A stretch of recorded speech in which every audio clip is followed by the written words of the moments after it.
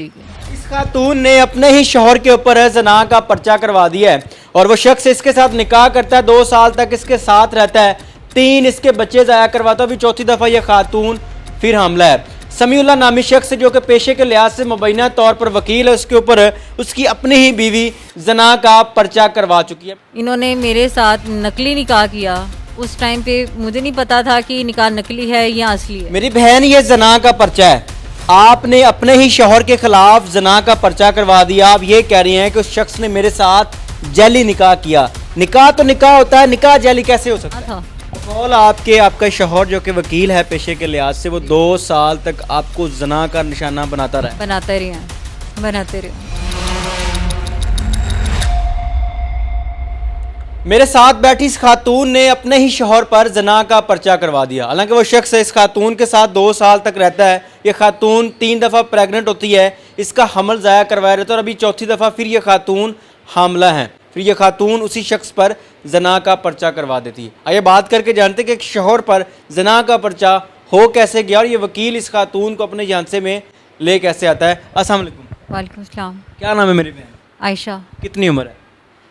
29 साल। समीउल्लाह नामी शख्स जो कि मुबैना तौर पर एक वकील है, इस शख्स के साथ ताल्लुकात कैसे बने, मोहब्बत हुई, दोस्ती हुई, कहाँ पर मुलाकात हुई? ये मेरे फ्लैट के बिल्कुल सामने वाले फ्लैट में रहते थे। मैंने अपनी बेटी, मेरी शादी एक हो चुकी हुई थी 2014 में। मैंने 2018 में खुला फाइल की थी। मेरे मियाँ नशा करते थे हीरोइन का, और मैंने वकील पर्चा दायर किया हुआ था अपनी बच्ची के खर्चे के लिए। लेकिन मेरे पास वो पूरा खर्चा नहीं आता था। वकील पैसे काट लेते थे और मेरे हाथ में कुछ नहीं आता था। मैं अपनी बच्ची को पढ़ाना चाह रही थी, या मैं बच्ची की कफ़ालत कर सकती थी या नौकरी कर सकती थी। मैं इनके पास, चीज़ की नौकरी करती थी आप? मैं बैंक अल-फ्लाह की एम्प्लॉय थी। मैं इनके पास गई थी कि ये शायद ये वकील हैं। मैं इनके पास गई हूँ कि मुझे मेरी बच्ची का खर्चा लगवा दें। समीउल्लाह नामी शख्स जो कि मुबैना तौर पर वकील हैं, आप इस शख्स के पास अपने घर का केस लेके जाती हैं? मैं इनके पास अपने घर का केस ही लेके जाती हूँ। इनसे कहती हूँ कि ये मेरी बच्ची का खर्चा लगवा दें और मेरा सामान जहेज़ जो मेरे वालिदैन ने दिया हुआ है वो मुझे वापस दिलवा दें। ये मुझे हनी ट्रैप करना शुरू कर देते हैं और आहिस्ता आहिस्ता कहना शुरू कर देते हैं कि अदालत कुछ भी नहीं देती, आवाम को कुछ भी नहीं मिलता, कुछ भी नहीं मिलेगा। मैं आपके साथ निकाह करता हूँ, मैं आपकी बच्ची को वल्दियत भी दूंगा, मैं आपको अपना नाम भी दूंगा, मैं आपको। आज तक यही सुना है कि औरतें मर्द को हनी ट्रैप करती हैं। एक मर्द ने एक औरत को हनी ट्रैप कर लिया, ये कैसे मुमकिन हो गया? मेरे पास इसके सारे सबूत मौजूद हैं मेरे फ़ोन में। मैं इनके साथ बात तक नहीं करती होती थी, ये मेरी बच्ची के वास्ते दे दे के मुझसे बात करने की कोशिश करते थे। ये अगर आप चाहें तो मैं आपको भी उसका ताज़ा पेपर दे देती हूँ। ये मुझे मेरी बच्ची के वास्ते दे दे के मेरे से बात करते होते थे। इन्होंने मेरे साथ नकली निकाह किया। उस टाइम पे मुझे नहीं पता था कि निकाह नकली है या असली है। इन्होंने कहा सिर्फ। समीउल्लाह नामी वकील के पास आप अपना केस लेके गई, इस शख्स ने आपको मोहब्बत के झूठे ख्वाब दिखाए, आपके साथ एक निकाह भी कर लिया। अच्छा, और अब आप ये कह रही हैं कि निकाह झूठा है? वो निकाह झूठा इस तरह से निकला कि पहली डीएनसी इस बंदे ने मेरी करवाई। वो प्रेगनेंसी थी 3 से 4 माह की थी। थाना नवाकोट के सामने आयशा हॉस्पिटल है, वहाँ पे इन्होंने मेरी डीएनसी करवाई थी 26 मार्च 2025 के दिनों में। इन्होंने उनको जैज़ कैश के थ्रू इजी पैसा, वो जैज़ कैश पैसे भेजे, मुझे वहाँ पे थिएटर में छोड़ के चले गए। जब मेरी डीएनसी पूरी होगी 2 घंटे के बाद ये वापस आए, मुझे वहाँ से रिसीव किया, फिर अपने घर ले गए थे। उसके बाद दोबारा 2 माह के बाद दोबारा मैं कंसीव कर जाती हूँ।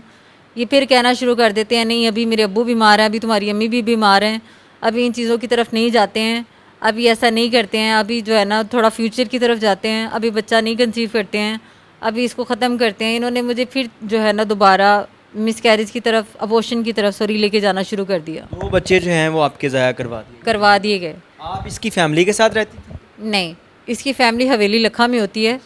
ये यहाँ पे लाहौर में अपने भाई के साथ रहता है। इसके भाई को भी पता है, इसके साथ इसका एक दोस्त भी रहता था। इसने मुझे अपने साथ नहीं रखा हुआ था। इसने मुझे मजबूर किया कि मैं अलहदा किराए का मकान ले लूँ जहाँ पे ये आसानी से आ जा सके, इस पे कोई उंगली ना उठा सके कि वकील साहब जो हैं एक औरत के घर में क्या लेने जा रहे हैं। तीसरा बच्चा फिर कैसे हुआ? तीसरा बच्चा जब कंसीव होता है, मैं इसके आगे ज़बरदस्ती करती हूँ कि मैं इस बच्चे को मैच्योर करूँगी, मुझे निकाह जो है वो अपनी फ़ाइल बनवानी है। मेरी बहन, ये ज़ना का पर्चा है। आपने अपने ही शौहर के खिलाफ जना का पर्चा करवा दिया। आप ये कह रही हैं कि उस शख्स ने मेरे साथ जैली निकाह किया। निकाह तो निकाह होता है, निकाह जैली कैसे हो सकता है? जब मैंने तीसरे बच्चे की कंसीविंग का इनको बताया और कहा कि मैं इसको मैच्योर करना चाह रही हूँ, मुझे आप अपना आईडी कार्ड दें, मैं आपकी आईडी कार्ड पे अपना आईडी कार्ड जो है वो दर्ज करवाती हूँ, मुझे फ़ाइल बनवानी है अस्पताल में। तो ये बंदा मुझे कहता है कि साइको औरत, मेरा तुमसे कोई निकाह नहीं हुआ, मेरा तुमसे कोई रिश्ता नहीं है, मेरा तुमसे कोई निकाह नहीं हुआ, जाओ तुमने जो करना है कर लो। जब मैं इससे सवाल करती हूँ कि अगर तुम्हारा मेरे साथ कोई निकाह नहीं है तो फिर तुम मेरे साथ जना करते रहे हो, तो ये कहता रहा है कि हाँ जाओ तुमने जो करना है कर लो, वो जना था, वो जो भी था, तुमने जो जहाँ तक तुम्हारी पहुँच है, जो उड़ान है तुम भर सकती हो भर लो, मेरा तुम्हारे साथ कोई रिश्ता नहीं है, मेरा तुम्हारे साथ कोई ताल्लुक़ नहीं है, मैं तुम्हें नहीं जानता, मेरा तुम्हारे साथ कोई निकाह नहीं है। उसकी बुनियाद पे मैंने फिर जाके 376 का जो है ये FIR उनके अगेंस्ट फ़ाइल की कि अगर ये निकाह नहीं था तो ये जना था। बकौल आपका शौहर जो कि वकील है पेशे के लिहाज से, वो 2 साल तक आपको जना का निशाना बनाता रहा। बनाते रहे। उसके बाद फिर आपने इसके ऊपर FIR करवाई। FIR होने के बाद फिर ये पकड़ा गया, इसको जेल भिजवा दिया आपने? FIR हुई है, इन्होंने प्री रेस्ट बेल ली है और उसके दौरान में अपने वकील के थ्रू इन्होंने मेरे साथ सुलह सफाई करने की कोशिश की। मैं सुलह सफाई करने के लिए तैयार नहीं थी।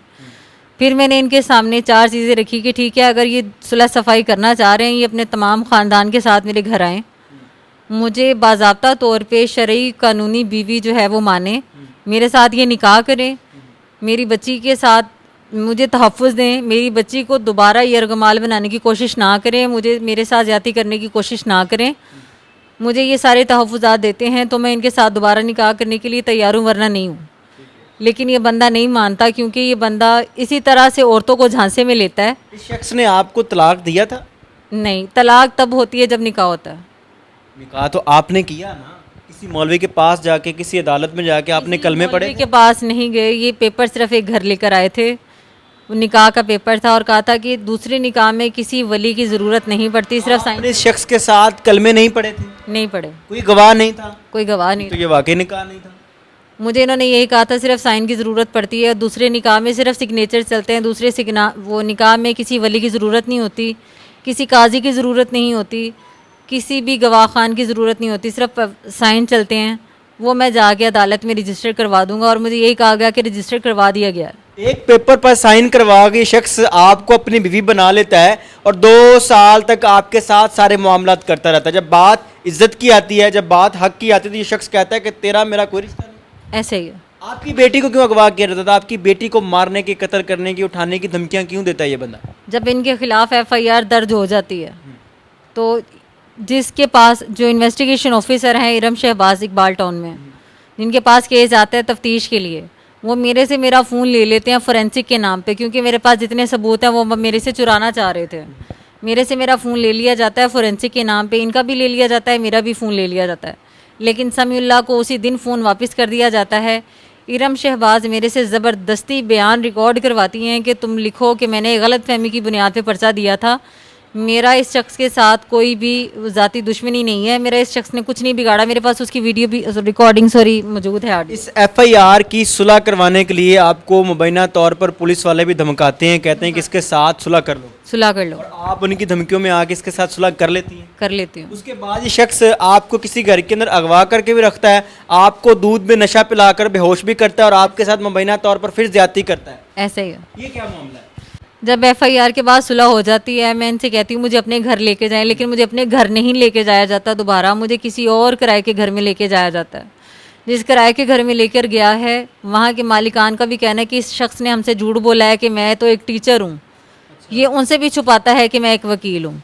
ये झूठ बोल के वहाँ पे किराए पे एक घर लेता है, मुझे वहाँ पे रखता है, बंद रखता है, बाहर से ताला लगा के जाता है, रात को वापस आता है, 10-11 के करीब ये वापस आता है। सिर्फ एक दूध का गिलास मिलता है जो पी के मैं सोई रहती थी। उस दूध में नशा व अद्वियात होती थी। उस दूध को पीने के बाद मैं सोई रहती थी, 24-24 घंटे मुझे होश नहीं रहता था। दूध में नशा पिलाकर आपके साथ क्या किया जाता था मेरी बहन? मुझे फिजिकली टॉर्चर भी किया जाता था, मुझे मेंटली टॉर्चर भी किया जाता था। क्यों? कि मेरे पे पर्चा क्यों दिया, मेरे पे 376 का पर्चा तुमने क्यों दिया, वो खुन्नस निकालता रहता था। पर्चा आपने उसके ऊपर करवाया, उसकी सुलह होगी, सुलह होने के बाद ये शख्स आपको नशे भरा दूध क्यों पिलाता रहा, आपके साथ निकालता फिजिकली था। रिलेशन बनाने के लिए आपको टॉर्चर क्यों करता? ये उस पर्चे की खुन्नस आज तक निकाल रहा है और रंजिश तब भी निकाल रहा है। रंजिश निकालता रहा है। ये रंजिश निकालता रहा कि मेरे पे पर्चा क्यों दिया, मेरे पे पर्चा क्यों दिया। और फिर मुझे मुअत्तद दफ़ा ये मेंटली टॉर्चर भी करता रहा। मेरे पास उसके भी मैसेजेस मौजूद हैं कि डीआईजी मेरा कुछ नहीं उखाड़ सकता, जो तुमने जो करना है कर लो। मेरे खिलाफ जो है वो जब तक तुम नहीं लेती वापस अपना बयान, वहाँ पे जाके अपनी चीज़ें वापस नहीं लेती, तब तक तुम्हारी जो ज़िंदगी है वो आसान नहीं होगी, ना तुम्हारी ना तुम्हारी बेटी की। इस खातून ने अपने ही शौहर के ऊपर जना का पर्चा करवा दिया है और वो शख्स इसके साथ निकाह करता है, 2 साल तक इसके साथ रहता है, 3 इसके बच्चे ज़ाया करवाता है। अभी चौथी दफ़ा ये खातून फिर हमला है। समीउल्लाह नामी शख्स जो कि पेशे के लिहाज से मुबैना तौर पर वकील है, उसके ऊपर उसकी अपनी ही बीवी जना का पर्चा करवा चुकी है। मेरी बहन, आज आपका मीडिया पर आने का मकसद क्या है? कैमरे के सामने क्यों बैठी हैं? मेरा मीडिया पे आने का मकसद ये है कि मैं जिस थाने में भी जाती हूँ अपने इंसाफ के लिए, मुझे इंसाफ नहीं दिया जाता। मेरी वहाँ पे सुनवाई नहीं होती। हर थाने में अपनी सलाम दुआ, अपनी काले कोट का, अपने यूनिफॉर्म का गलत इस्तेमाल कर लेता है। वहाँ पे अपनी अप्रोच इस्तेमाल कर लेता है। वहाँ पे अपने रेफरेंसेस जो हैं वो सारे इस्तेमाल आज के इस दौर में मरीम नवाज साहबा की हुकूमत में भी औरत की नहीं सुनी जाती। नहीं सुनी जा रही। हमने तो सुना है कि औरत का एक मैसेज, औरत की एक कॉल किसी मर्द की ज़िंदगी बिगाड़ सकता है। आप कह रही हैं कि मेरी सुनी नहीं जा रही। मैंने 1787 पे कोई 19 दफ़ा कॉल की है। जब इसने मुझे ये अर्गमाल किया हुआ था, मैंने 1787 पे 19 दफ़ा फ़ोन किया, एक दफ़ा भी फ़ोन नहीं उठाया गया। ये दास्तान है इस बहन की। न जाने इस तरह की कितनी बेटियां, कितनी बहनें, कितनी माएँ पाकिस्तान के अंदर रुल रही हैं और बात वही है कि मोहब्बत के सुहाने ख्वाब देखती है और एंड पर वही ख्वाब चकनाचूर होकर इस तरह कैमरे के सामने बैठा होता है। मेरी आपसे गुजारिश है कि इस बहन की इस इबरतनाक कहानी से सीखिएगा। लड़कों के मीठे बोलों में ना आया करें, अपनी ज़िंदगी बनाएं और इस तरह के लोगों से दूर रहें जो कि लड़कियों को हनी ट्रैप करके जिस्मानी भी इस्तेमाल करते हैं और उसके बाद उनकी ज़िंदगी बर्बाद करके छोड़ देते हैं। अपनी कीमती राय का इजहार कीजिएगा। देखते रहें मन पॉइंट। अल्लाह निगहबान।